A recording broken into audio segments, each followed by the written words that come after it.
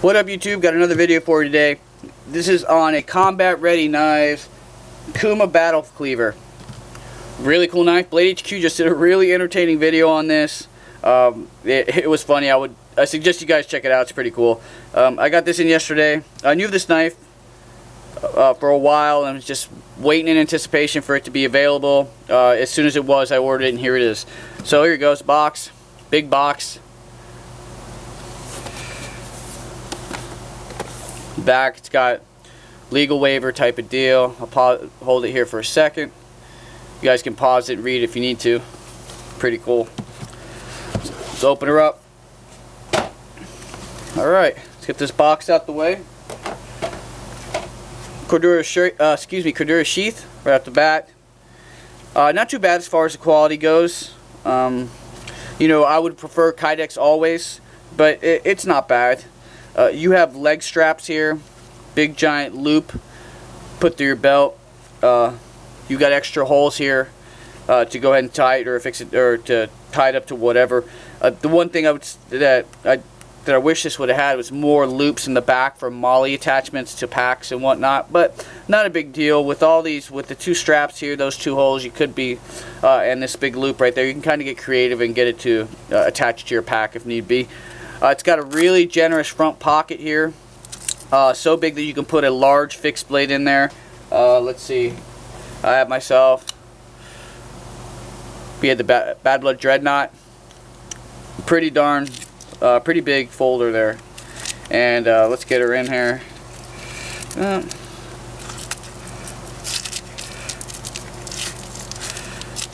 No problems. I've got the leg straps wrapped around it. You can fit that in there and then some. Goes all the way down to the bottom. This Velcro strap goes up. The Velcro is all the way through here, and it'll hold that in there. You can put a tack light in there. You can put a bunch of stuff in there. It's a really generous compartment there on the sheath, which is a pretty cool added touch. I mean, let's get into the knife. Velcro holds the blade in up top. Pop her out. This thing is huge. Intimidation factor, number 10, dude, all the way up on the list there. Overall length of this guy, 15 inches. Blade length, 9 1/4. The width of this blade right here is 2 1/4 inches there. They're using a Blackstone 5160 carbon steel on this. Blackstone meaning the finish on the blade there. It's got little imperfections here or there, but it was on purpose, basically to add to the overall combat theme of this knife. It's pretty nice. Hollow grind throughout the whole bottom, flat grind up here at the chisel.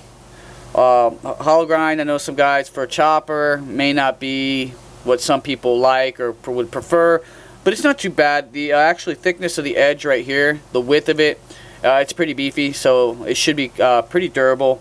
But it's beefy enough if you feel the need to maybe reprofile the edge, throw a convex edge there. You got plenty of room to work with, and it could be easily done.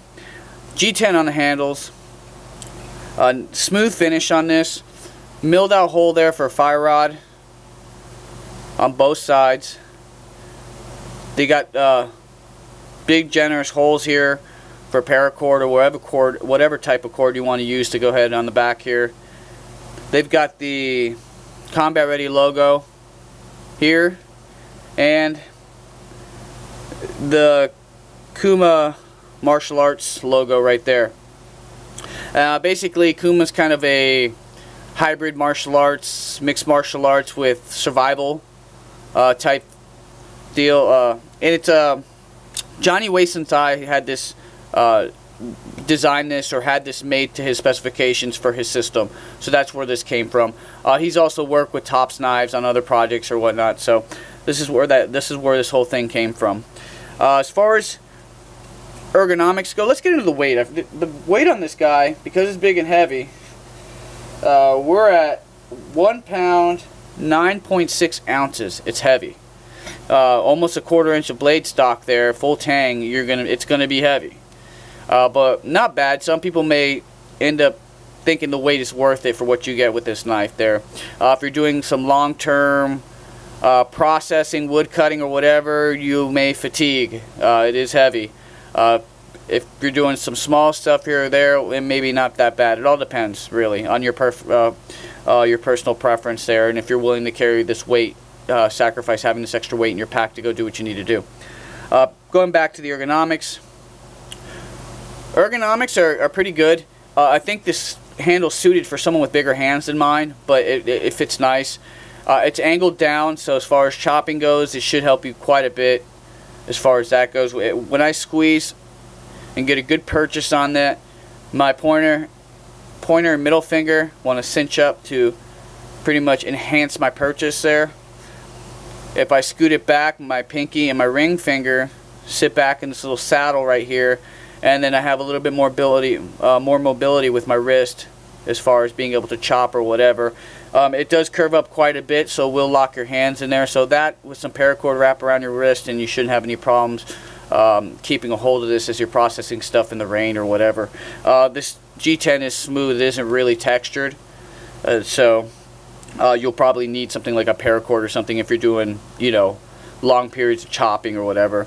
It's got some jimping up top there, and it's mild. If you push down, you could actually feel it, but it's actually recessed below the scales, as you can see there. Not bad. The only thing I would want to do with this, or had seen, is maybe skinnier scales, but then again, it's just because of my hands and my personal preference. But this G10 right here can be modified. You can sand it. It's got 2 Torx head screws here, so this can be broken down and cleaned, or you can go ahead and buy yourself a couple of slabs of G10 and make your own handle. You could easily do it, not a problem. So that's one of the things. Usually it's not press pinned, or with a lot of fixed blades I've seen, like Kershaw's famous for it. They got that molded, or no, not necessarily Kershaw. That wouldn't be fair. A lot of manufacturers have that molded, rubberized, or glass-filled nylon stuff that's kind of molded around there, where you'd have to kind of cut it off and then to do a custom handle, where this is not the case. It's kind of like the Beckers and the BKs, where, you know, the bolts come off, boom, you're done. And I think a lot of people are starting to do that with their fixed blades because about the amount of pimping that's going on out there. So not bad at all. Really cool.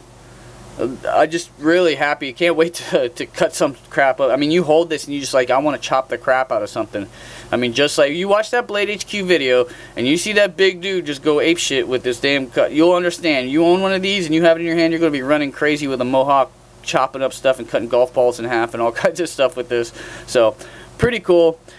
Glad to bring this to you guys, let you know about it. Just if you have any comments or questions, post them below. I appreciate your support and tuning in as usual. You guys have a good day. Peace.